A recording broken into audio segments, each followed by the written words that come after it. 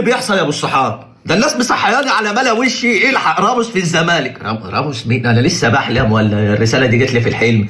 انا صاحي اصلا. اكتشفت يا ابو صحاب ان ده مش حلم وانا صاحي عادي وبعمل لك الفيديو ده، ان فعلا في ناس كاتبه ان راموس في نادي الزمالك ويقترب. مين بقى اللي طلع الاخبار دي او مين اللي كتب الاخبار دي؟ اكتشف ان هو الاستاذ عمرو الدرديري، اول واحد كتب الخبر ده. انا مع احترامي للاستاذ عمرو الدرديري، انا مش عارف يعني الناس بتعتمده او بتثق فيه او بتتابعه، مع احترامي ليه، وبتثق في كلامه ليه؟ يعني ده مفكر فرجاني ساسي بيقف جول. منافس محمد الشناوي مين؟ منافس الشناوي؟ في المنتخب. هيقول لك احمد بدر السيد. بالمره. فرجاني ساسي. المهم يا صاحبي، كنت مفكر الكلام على سبيل الهزار، ده اكتشفت ان هو بجد ولبسه تيشيرت نادي الزمالك. استاذ عمرو، اي حاجه من الاستفه دي حلوه قوي، الكيف خد وهات. بص يا صاحبي، تعالى نتكلم بالمنطق شويه، مع العلم اللي احنا بنقوله اصلا ده مش منطق، يعني الفيديو ده اصلا مش منطقي اصلا اللي احنا بنتكلم راموس ومش، ما علينا هنتكلم بالمنطق. راموس الدوافع اللي هتجيله ان هو يجي الدوري المصري في نادي الزمالك اللي هي ايه؟ الماديات. اقل راتب لراموس هتدفع له كام؟ 2 مليون دولار. انا معايا 2 جنيه، ده انا مش عارف اجيب احمد مكه من الجون. انتوا بتقولوا ايه؟ تاني حاجه في الدوافع البطولات اللي هو هيلعبها، يعني هيلعب كاس عالم للانديه، هيلعب دوري ابطال افريقيا، يعني هيعمل حاجه انجاز يأهله لكل الناس تتفرج عليه. ده احنا بنلعب كونفدراليه، يعني راموس يجي يلعب معانا؟ اصل ده البوليس الكيني. انتوا بتقولوا ايه؟ على فكره يا ابو صحاب، كنت ممكن اتقبل راموس جاي الدوري المصري في النادي الاهلي، علشان بكل بساطه في كاس العالم للانديه هيبقى حدث تاريخي هيتلعب كل 4 سنين. السلام عليكم ورحمه الله وبركاته، وفيديو جديد على قناه اليوتيوب. قفل لي على كل الصفقات، سيبك بقى من كل الصفقات اللي عملها الاهلي، سيبك من اللي فات ده كله كوم، واللي جاي كوم تاني خالص، عشان احنا جايبين لكم سيرجيو راموس. عاجل الزمالك يتعاقد مع سيرجيو راموس للانضمام للموسم الجديد والاستعداد لبطولة الكونفدرالية والسوبر الافريقي امام النادي الاهلي. اشطب على اللي فات، اشطب على اللي فات، واحنا عايزين واحد يشتغل في نادي الزمالك يعد البطولات اللي جايه، لان احنا مش هنبقى فاضيين نعد البطولات. اسمع مني اللي بقولك عليه، اسمع مني. وعمر فرج جا، والواد الجابوني جاي، والدنيا زي الفل معانا، واللي جاي بطولات. وبعد كده اللعيبه هتسيب الاهلي وتيجي الزمالك. الاستاذ عمرو الدرديري يعلن عبر صفحته على فيسبوك تفاوض الزمالك مع سيرجيو راموس لاعب اشبيليا السابق اللي من غير نادي حاليا، وبيقول لك الزمالك هيتعاقد مع راموس.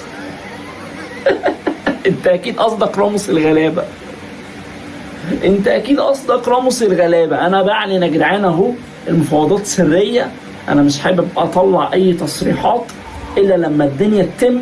ادعوا لي ربنا يوفقني باذن الله واللي جاي خير. ما انت كده بتهزر يا استاذ عمرو، انت رجعت للكتامين تاني. راموس مين اللي يجي الزمالك؟ ده راتبه كام ده عشان يجي الزمالك؟ يعني هيجي يعمل ايه في الزمالك؟ انا مش فاهم. واحنا هنرجع؟ بقول لك انا بقول لك المجلس هو بخزعبلاته، هو بحواراته، هو بصفقاته المضروبه.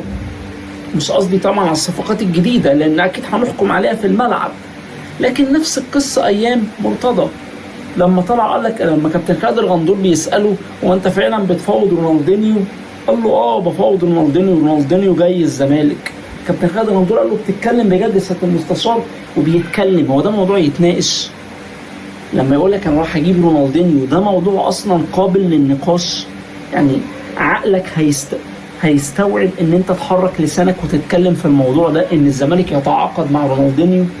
الزمالك ما قدرش يجيب بن شرقي، هيعرف يجيب سيرجيو راموس. فبتمنى يا جماعه ان حتى الكلام اللي بينزل تسوق، وارد ان ممكن الزمالك يجيبه، مثلا استاذ ممدوح عباس يتدخل، محبين نادي الزمالك، استاذ هاني بيرز ممكن يتدخل، ايا كان ممكن يجيبوه على مثلا على موسم. بس هل هتقدر تدفع المبلغ بتاعه؟ نتمنى والله، يا ريت سيرجيو راموس يجوا. طب والله العظيم ابراهيم سعيد ده بيقول كلام حكم، يعني الراجل بدا يقول كلام حكم. اي نعم ابراهيم سعيد مفيش حد طايقه، سواء زملكاويه سواء اهلاويه، بس والله بدا يقول حكم. انت متخيل ان اول مره في حياتي اسمع ابراهيم سعيد بيقول حقيقه؟ هو ازاي سيرجيو راموس جلال يجي الزمالك؟ يعني هو يجي الزمالك على اساس ايه؟ بس بصراحه عم ابراهيم سعيد بنفسه هو اللي اكدها لنا، رائد الاعلام الضحكاوي في مصر. فهو بيقول لك ايه بقى؟ راموس من غير نادي حاليا. راموس من غير نادي حاليا، باذن الله يلبس تيشيرت الزمالك. الله الله يا كابتن عمرو، الله يا استاذ عمرو، كابتن عمرو، استاذ عمرو الدرديري الجرجيري شايف ان راموس هيلبس تيشيرت نادي الزمالك. ده احنا لو في العالم يعني اقول لك ايه، احنا لو ايام الفراعنه، لو رجعنا لايام الفراعنه والزمالك قايم بدور الملكه نفرتيتي، سيرجيو راموس مش هتقدم لها.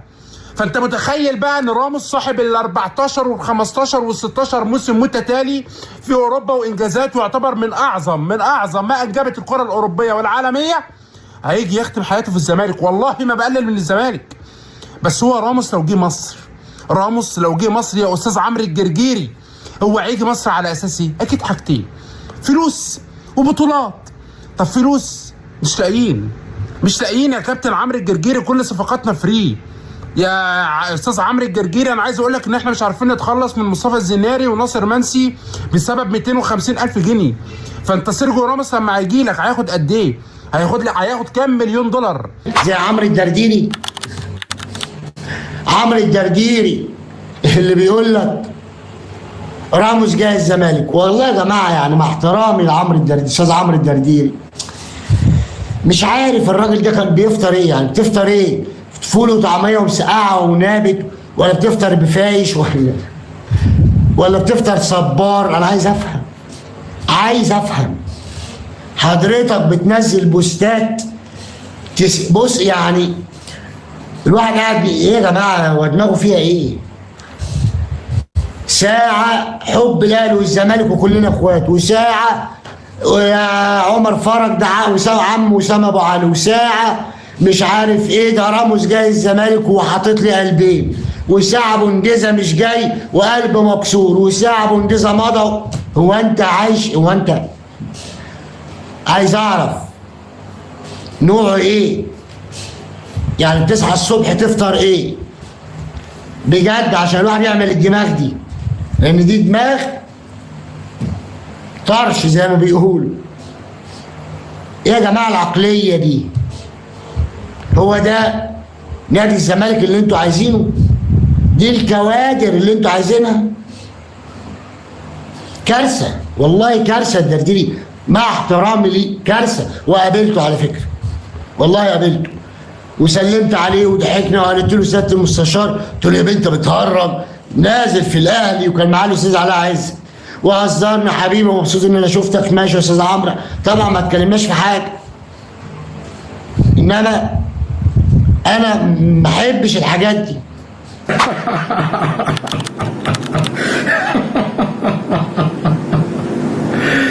هو في ايه يا جماعه؟ حد يقول لي هو في ايه يا درش؟ اقول له مفيش، في محشي وفراخ بيتخانقوا على اللي ياخد الورك ولا اللي ياخد الصدر. انتوا فاكرين انتوا لما طلع كابتن حسين لبيب جنب منه استاذه فاضله وكان قاعده بتاكل في المكتب بتاع رئيس نادي الزمالك وكده، النهارده بقى القعده جماعيه النهارده وفي خناقه والدنيا مقلوبه ما بين عضو مجلس اداره وهاني شكري ومحمد طارق، الاثنين يعني اعضاء مجلس الاداره وبيتخانقوا.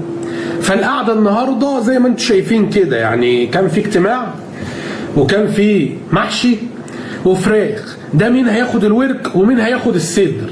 فكانت خناقه خفيفه لطيفه كده، الحمد لله يعني الموضوع اتلم وكابتن حسين لبيب اتدخل واحتوى الازمه ووزع بالتساوي. فيلم كوميدي كده يعني يا جماعه، فيلم. فاتضح لي بقى في الاخر ان هم شكلهم بيتخانقوا على مين اللي هينسب اسمه جنب اسم راموس، مين اللي هيحط اسمه جنب الصفقه العملاقه اللي هو عنده 38 سنه بالمناسبه، يعني بعيد عن راموس او غيره وبعيد عن الموضوع مضحك او حقيقي. هو احنا نبقى نادي العواجيز فعلا ولا ايه؟ هو انتوا طالعين بالسما ليه كده؟ احد الصفحات لقيتها منزله بوست لترانسفير ماركت وهي جايبه ان نادي الزمالك بيتفاوض مع راموس، معرفش ده فيك ولا لا. قلت ماشي يا عم معلش ومش مشكله، وخلينا نروح لمين؟ لكبير الهبيده، قصدي كبير الزملكاويه الاستاذ عمرو الدرديري. لقيته من ساعتين بالظبط بيقول لك الزمالك المصري يفاوض حاليا سيرجيو راموس. استغفر الله العظيم يا رب، استغفر الله العظيم.